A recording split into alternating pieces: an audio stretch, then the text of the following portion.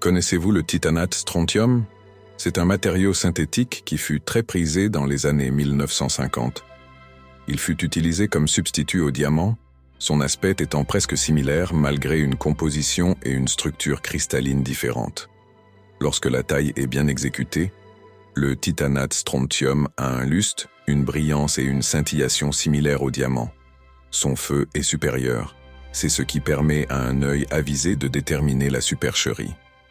Dans les années 50, il fut souvent utilisé car le public aimait son feu exceptionnel et la manière dont la lumière se disperse, se reflétant sur la culasse de la pierre, d'où l'importance d'avoir un lapidaire expérimenté pour la tailler. On lui a prêté plusieurs noms à travers les années pour le rendre plus commercial. En effet, il est plus facile de la nommer fabulite, diagème, Marseille, dinagème ou jewelite que titanate strontium, le nom scientifique. S'il a l'aspect du diamant, il n'a malheureusement pas la dureté.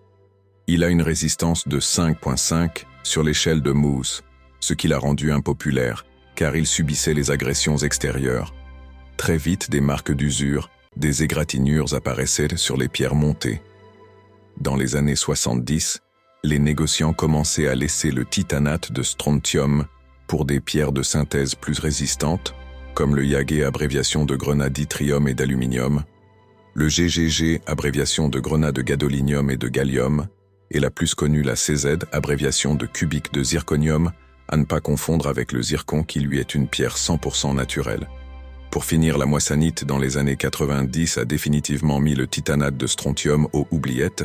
Rares sont les bijouteries qui le travaillent encore. En 1982, des cristaux naturels de titanate de strontium ont été découverts en Sibérie orientale. C'est un minéral extrêmement rare qui a une forme cubique minuscule, formée en amas ou masse irrégulière, qui n'a aucun intérêt commercial, sauf pour les collectionneurs des spécimens minéraux.